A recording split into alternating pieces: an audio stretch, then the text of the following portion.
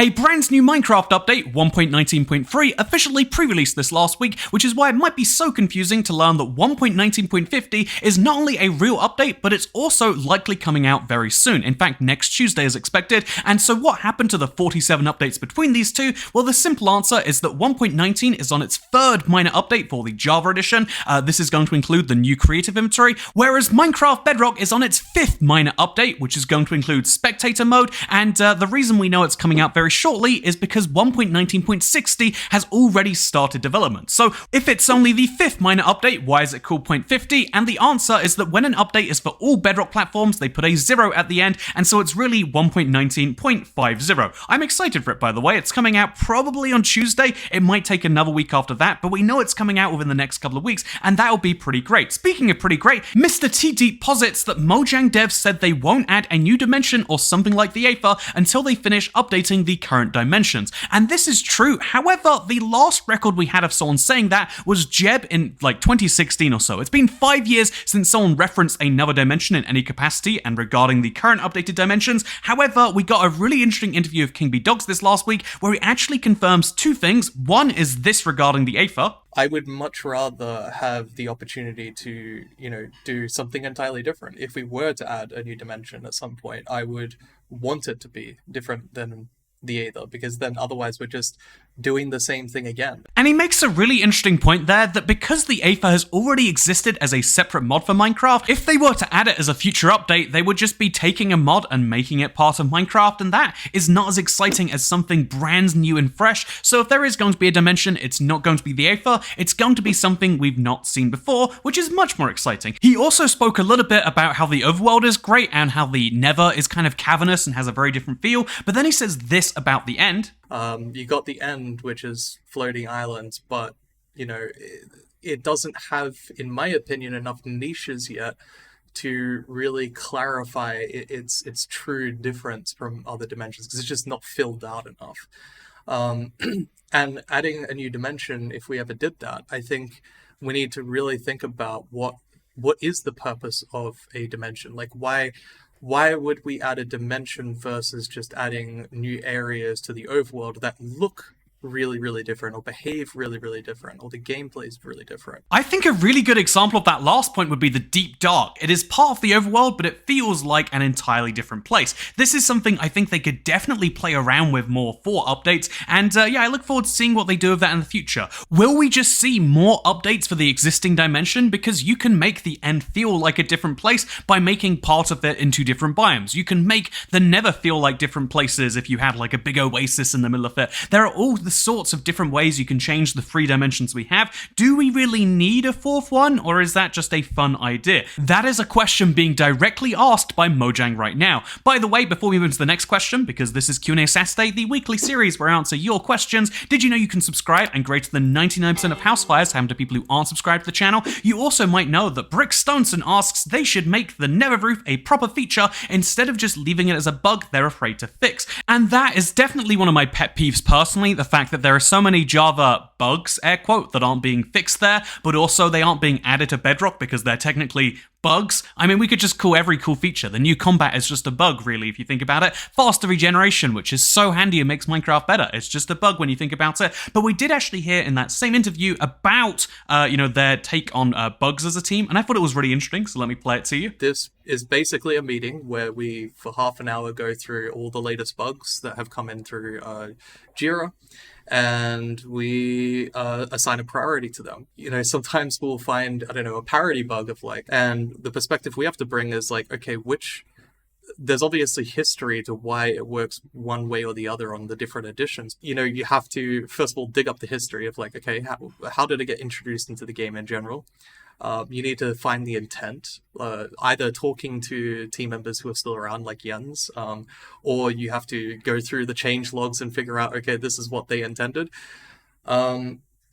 And through that, you kind of have to figure out, okay, this is what it's meant to be. So first of all, that does sound like a really interesting meeting, trying to work out which bugs are most important and need to be solved earliest. But second of all, you'll notice how he said that some bugs that are parity differences, they have to go back and ask someone who was working on Minecraft back then, specifically naming Jeb because he's the longest still running Minecraft employee. But you have to go and ask someone and see if they know, and if they don't know, you have to go back into the changelogs and try and work it out from that. And that is one of the really interesting things about Minecraft growing the team so much. 90% of people working on Minecraft were not there for some of these early decisions that they're now tasked with building on top of. This makes getting to the bottom of bugs like the nether roof or, quasi connectivity or whatever other really divisive issues we have really tricky by itself, but it also means, take the end for example, it was added in 2011, and so most Minecraft developers weren't around for that, and so if there are weird quirks with how the terrain generates, it generates different on Bedrock and Java, even though it looks the same,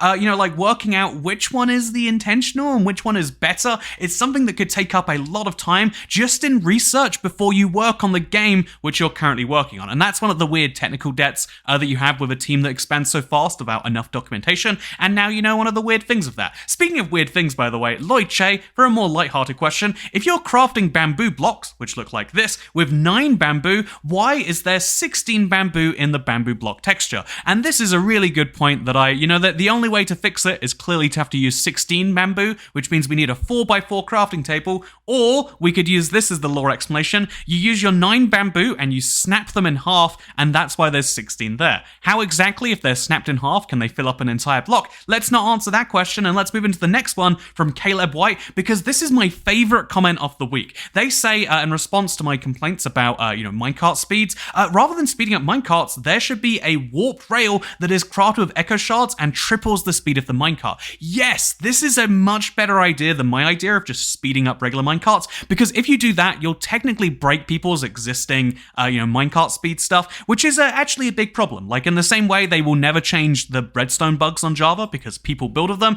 they can't change existing minecarts, but what if they built a new type of rail? And this sounds like a good idea too, because it would finally give us another use for the echo shards, something that I would love to see them expand on in future updates. This is, game design favorite comment of the week by far. However, I get a lot of comments like this one from Ari Hamilton saying, I'd love more world generation options, super flat options, world side options, etc., and of course hardcore mode. And I think this is an important thing to note too, is that a lot of people say, I want a mob, but you don't really want it that badly. Like when you see a brand new turtle, it doesn't change your world. But if we had more world generation options, or super flat, or world size, or hardcore, that would actually massively expand the capability and value of existing features, because now people want to start a hardcore world. They want to start a world with differently sized biomes or whatever else. And I totally agree with you, Eric Hamilton. I think that is something that should be prioritized in 1.20. If they're trying to work on quality over quantity, new game mode type stuff is the easiest way to expand that. By the way, speaking of expanding things, Baddison,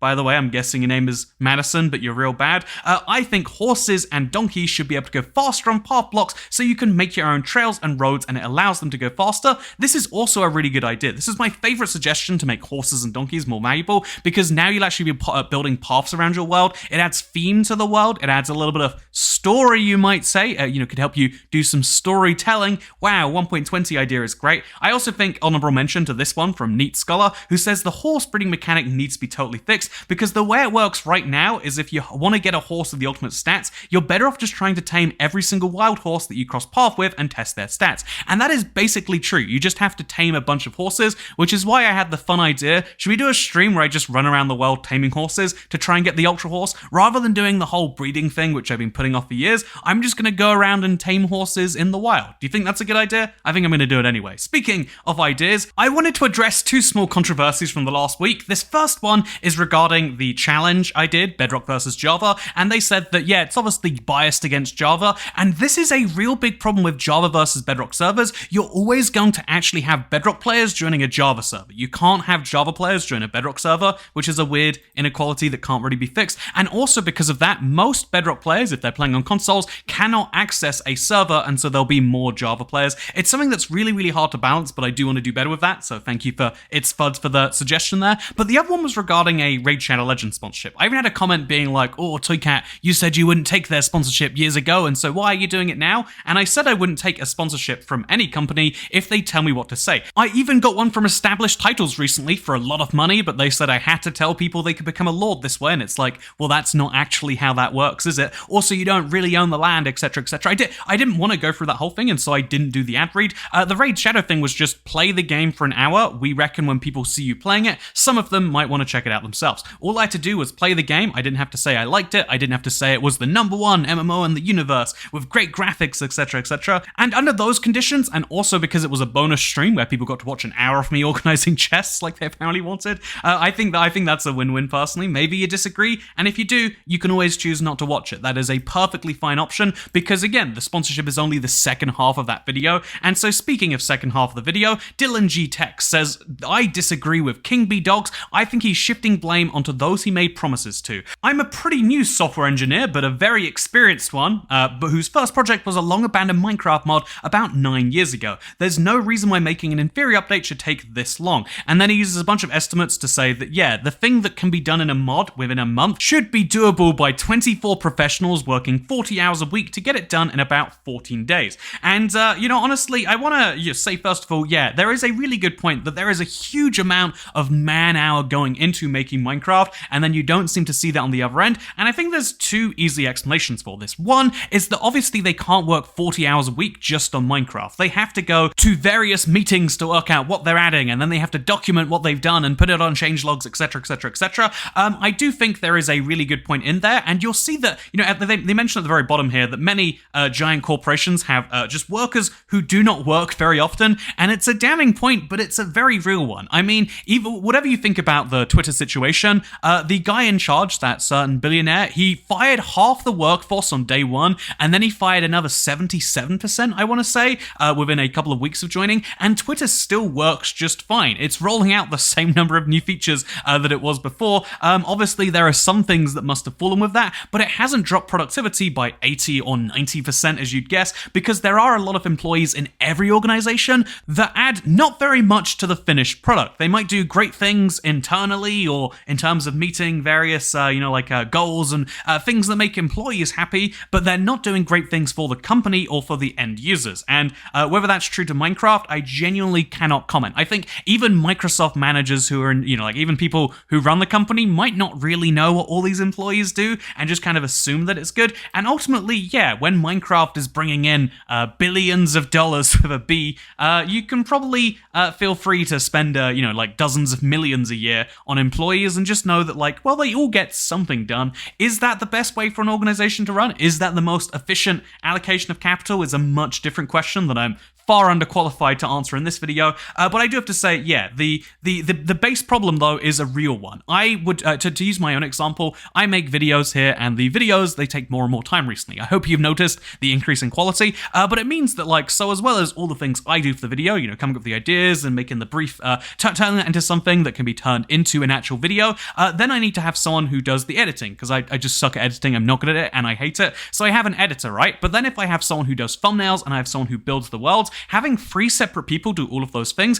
is less effective at making good versions of those in a timely manner than having one person who can batch do all that stuff. If you think about your own life, right? If you think about how you're going to make some eggs in the morning, you go to the store, you buy some eggs, then once you get home, you put the eggs in the fridge, then you take them out of the fridge, you put them into a pan, and then you clean up after yourself. If you had someone go to the store, someone take the eggs from the fridge to the counter and prepare everything for you, then you did the cooking, and then someone did the dishwashing, that's going to take far more time, even though there's 4 times as many of you doing the thing. And then, after the guy's bought eggs at the stores, what is he doing for the process? After the person has cleaned the dishes, what are they doing for the process? Sometimes it's more effective to have fewer people because they can continuously work for all the stuff, but it probably also means those people are being what the industry might call overworked, right?